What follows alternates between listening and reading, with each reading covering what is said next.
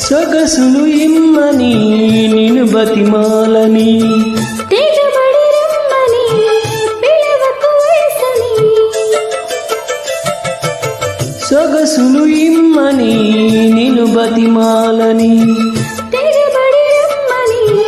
పిలవకు వయసని అదిరిపడే పెదవులలో అనుమతినే చదవని బిడియపడి మనసు కదా అడగకుపై కదమని బెదురు ఎంతసేపని ఎవరున్నారని అదును చూసి నమ్ముని అందాలయ్య అందాన్ని